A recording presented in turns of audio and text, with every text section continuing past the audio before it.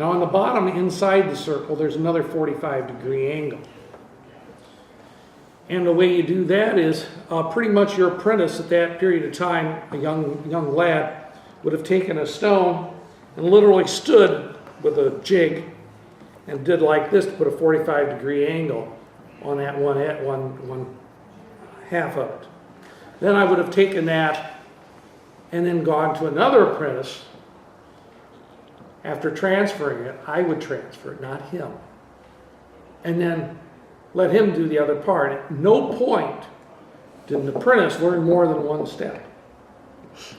Because if they learned any more than one step, they're a hazard to me, because then they could steal my stones and learn my trade. It was a closed guild. It was really unique. Very few came out. In fact, we know how the gemstones came around because we have the names of the two Germans that kidnapped two guys from a Persian country and brought them to Germany and forced them to tell them all the secrets. So we've got this. This is I've roughed the bottom, so I would fast the pavilion, or the crown rather. The table's the last thing. So actually, I've got this reversed. So this part is the crown. Mm-hmm. This is the table, mm-hmm. and this is the pavilion. And then the joking part of it is the outside edge is called the girdle.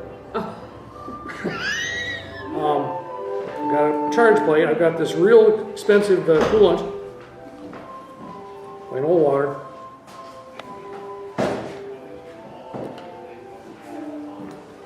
And got some 1200 mesh diamond powder.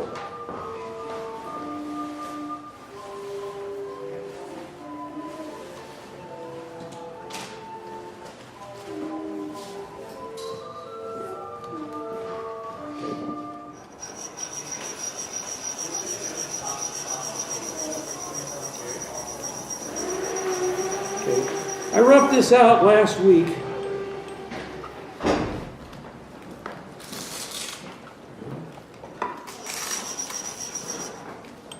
Sitting at 12th night up there in Michigan. I can scrape. I need a little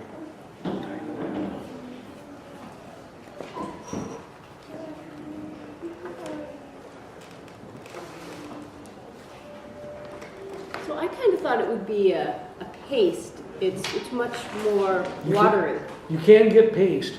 Lapping compound, which is what they use in the automobile industry and machine shops and all that. You can buy a tube of it for $20. And that's the easier way of doing it, because then you put, basically it looks like give it a case of measles, mm-hmm. and you just push it in with your fingers, and as you start to do this, obviously you're going to push it back into the copper. The copper is very, very super soft. Mm-hmm. And at some point, the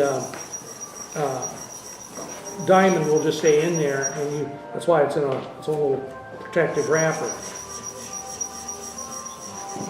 Okay, we've done it for a little bit. Let's see what we got.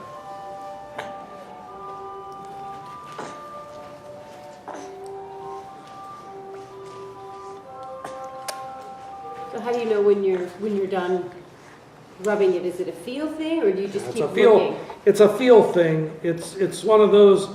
You get a when you're grinding. If I was rough grinding, you'll see there's a little foot here, and you'll hear it thud come down. Okay, that's when I know I've hit the right angle, and you do that on all 8 of them, or whatever amount you do. Grind, grind, screech, screech, grind, grind, screech, screech. And will the pitch change? Will it sound different when you're at the right angle? It just sounds the same. No. The initial cut is the easy part. It's when you go into the polishing that you're there forever. Yeah. But you're not at that polishing stage. That's what we're doing right now. You're polishing. Okay, yeah. So you want it to be clear like that one. That's your goal? Yep. That's probably, I was done with 50,000 diamonds, so I'll do that at 1,200. I'll probably go with maybe 3,000, 8,000, and then I'll kick it up to 50,000, but I'll be there probably for a week, just sitting here.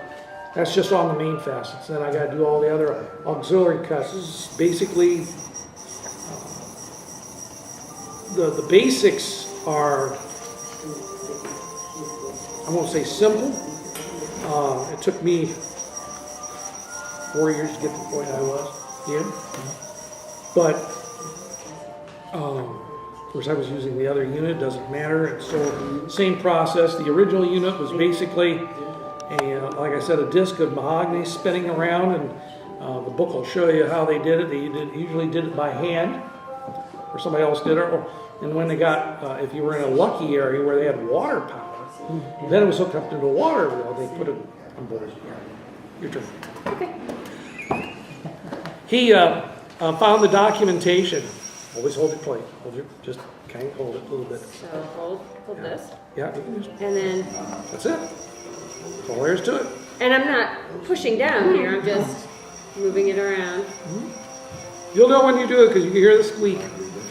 And in 1525, on faceted stones, obviously the big trick of all of it is you want the darkest stone you can get, because when you cut it, it lets more light in and it lightens up about 3 times. So if you get a real light stone, it's going to be way lighter than when you start. Now, see, that water was clear when she started. Now, as she's running along, it's getting grayer and grayer, and that's the stone grinding away. So when do you replace your water? Do you just leave it? I leave it, and then at some point, when I have to get up from the table or go do some personal business, I'll just rinse it off in the sink and do some more. Now see, this facet that we've been grinding on looks wider than the 2 next to it.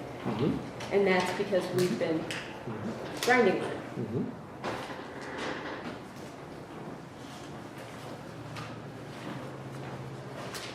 But if you look, you can see how it's lightening up because you're getting the polish in there. Right, it does. It looks lighter and smoother than the Yep. other, than Yep. the 2 next to it. Yep. So is it time to Oh no, it's long. switch? No, it's a long time. Well, we can switch. I mean, when is that? Well, How do you know when the one facet's done? Because it still needs polishing to get it completely. I mean, you're not going to polish it till it's clear like this, because you won't be able to with this grit, right?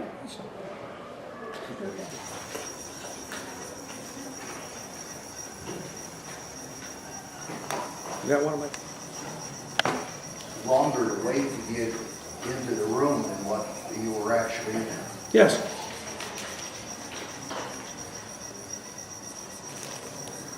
So I'm doing this in circles better than back and forth. Doesn't matter. Doesn't matter.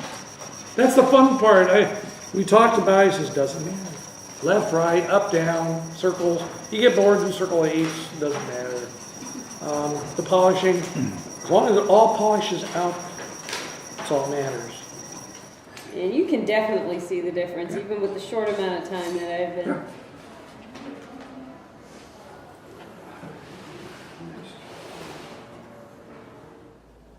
So it was really fascinating for me to look at that cut faceted glass under magnification using the jeweler's goggles.